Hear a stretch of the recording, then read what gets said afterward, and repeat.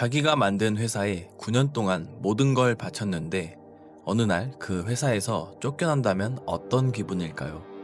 오늘의 주인공은 바로 스티브 잡스입니다. 1976년 스티브 잡스는 스티브 워즈니악과 함께 애플이라는 회사를 세상에 탄생시킵니다. 지금은 세계적인 기업이지만 처음부터 거창했던 건 아니었습니다. 애플의 시작은 작은 차고였습니다. 그저 컴퓨터를 만들던 작은 회사였죠. 그런데 이 작은 회사는 예상보다 훨씬 빠르게 커집니다. 애플2가 성공하면서 애플은 개인용 컴퓨터 시장에서 빠르게 존재감을 키워갔고 1980년에는 상장까지 하게 됩니다. 창업한 지 몇 년 되지 않아 잡스는 실리콘밸리에서 가장 주목받는 젊은 창업자 중 한 명이 됩니다.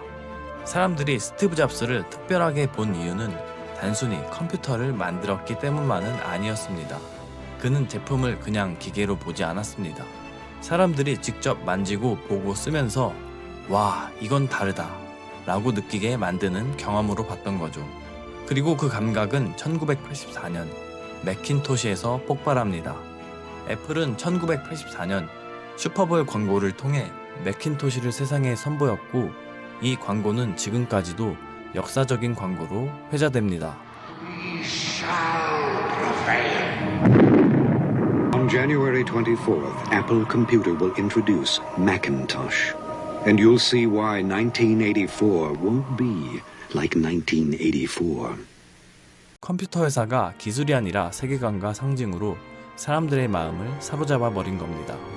그 시절의 잡스는 단순히 유능한 사업가가 아니었습니다. 젊고 대담했고 세상을 바꿀 혁신가처럼 보였죠. 그런데 바로 여기서부터 문제가 시작됩니다.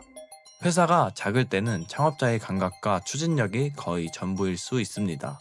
하지만 회사가 커지기 시작하면 이야기가 달라집니다. 직원 수가 늘고 제품 라인이 많아지고 투자자와 이사회가 생기면서 더 이상 한 사람의 직감만으로 굴러가기 어려운 조직이 되어버리죠. 스티브 잡스는 엄청난 장점을 가진 사람이었습니다. 하지만 동시에 함께 일하기 매우 어려운 사람이기도 했습니다. 불도저 같았고 완벽주의자였고 자신이 옳다고 믿는 방향으로 끝까지 밀어붙이는 사람이었죠. 문제는 그 성격이 사람들을 지치게 만들고 갈등을 키우기 시작했다는 겁니다. 당시 애플에는 존 스컬리라는 CEO가 있었습니다. 처음에는 잡스가 직접 영입한 인물이었죠. 하지만 시간이 지나면서 두 사람의 관계는 점점 틀어지기 시작합니다.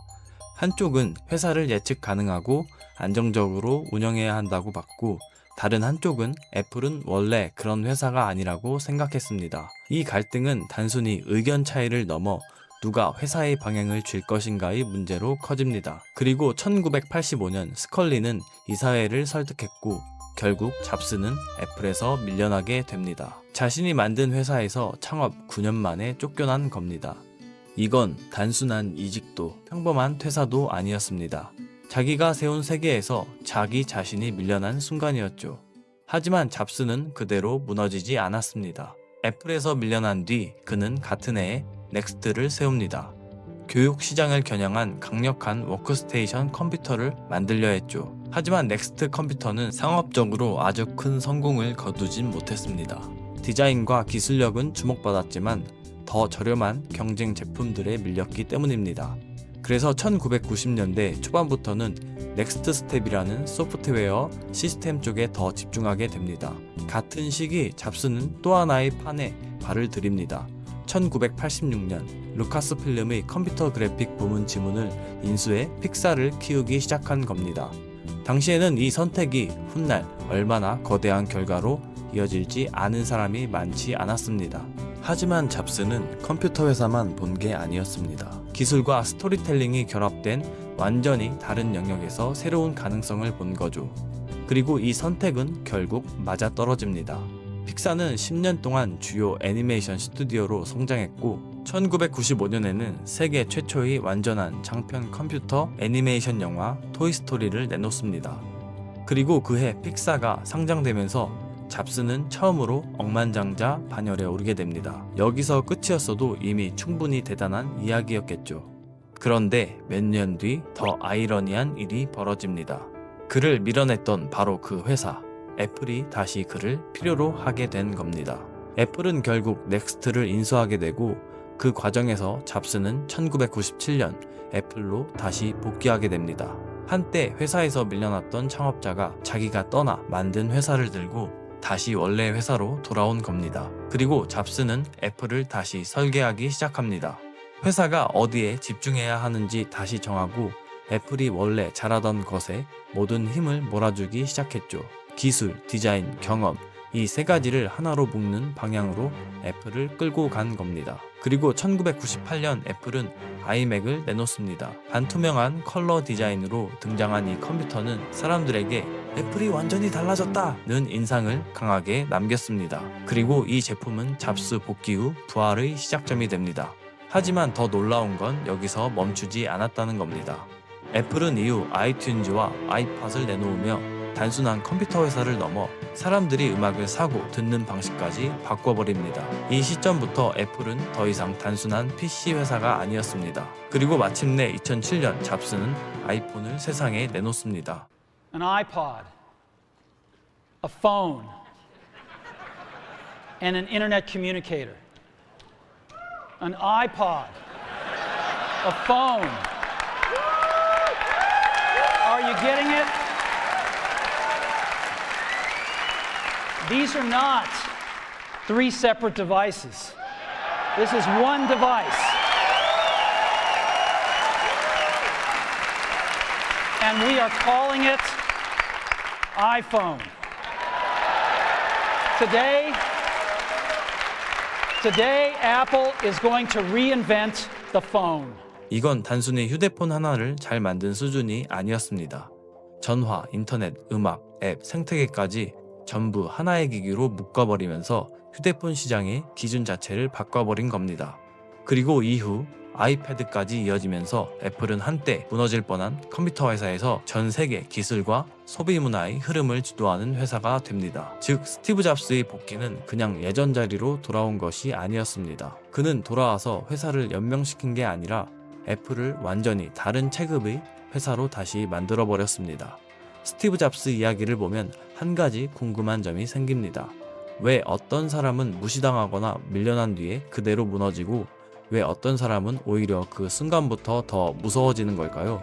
똑같이 상처를 받아도 똑같이 배제당해도 누군가는 주저앉고 누군가는 더 집요해집니다. 여기에는 하나의 심리가 숨어 있습니다. 바로 약자 효과입니다. 약자 효과라는 건 간단합니다. 보통 사람들은 자기보다 훨씬 뛰어난 사람에게 무시를 당하면 쉽게 위축됩니다. 역시 나는 안 되나 보다. 저 정도 사람이 저렇게 말하면 내가 틀린 건가? 이런 식으로 자존감이 꺾이기 쉽죠. 그런데 반대의 경우가 있습니다. 내가 보기엔 별로 대단하지도 않은 사람, 혹은 나를 정확히 이해하지도 못하는 사람이 나를 함부로 평가하거나 무시할 때가 있죠. 그때 사람은 오히려 이렇게 생각하게 됩니다. 쟤가 뭔데 날 판단해. 내가 진짜 어떤 사람인지 보여주겠어. 바로 여기서 무시가 상처로 끝나지 않고 오히려 동기부여로 바뀌기 시작합니다. 이게 약자 효과의 핵심입니다. 즉 무조건 무시를 당했다고 해서 사람이 다 무너지는 건 아니라는 겁니다. 어떤 무시는 사람을 작아지게 만들지만 어떤 무시는 오히려 자기 존재를 증명하고 싶게 만듭니다. 스티브 잡스도 비슷했습니다. 그는 애플에서 밀려났습니다. 자기가 만든 회사에서 더 이상 필요 없는 사람처럼 취급받은 거죠. 보통 사람이라면 그 경험을 자기 실패의 증거로 받아들였을 겁니다. 내가 틀렸구나. 내 방식이 안 되는구나. 이렇게 생각하면서 스스로를 줄였겠죠. 그런데 잡스는 다르게 반응했습니다. 그는 그 사건을 내가 끝났다는 증거로 받아들인 게 아니라 내가 아직 증명하지 못한 게 남아있다는 신호처럼 받아들인 겁니다. 그래서 사라지지 않았고 결국 애플로 돌아와 더 큰 결과를 만들어냈죠. 결국 중요한 건 무시를 당했느냐가 아닙니다. 그 무시를 내 한계에 증명하는 판결문으로 받아들일 것인가, 아니면 내 가능성을 다시 증명해야 할 신호로 받아들일 것인가. 차이는 거기서 생깁니다. 누군가의 평가가 언제나 진실인 건 아닙니다. 특히 나를 제대로 알지도 못하는 사람, 내가 가려는 길을 이해하지도 못하는 사람의 말은 오히려 당신을 흔들기보다 더 강하게 만들 수도 있습니다. 스티브 잡스가 보여준 건 단순한 성공담이 아닙니다. 자기 세계에서 밀려난 사람이 그걸 끝으로 받아들이지 않았을 때 어디까지 성장할 수 있는지를 보여준 이야기였죠. 어쩌면 가장 무서운 사람은 처음부터 강한 사람이 아니라 무시당한 뒤 그걸 증명 욕구로 바꿔버린 사람인지도 모릅니다. 오늘 이야기 재밌었다면 구독과 좋아요 부탁드립니다.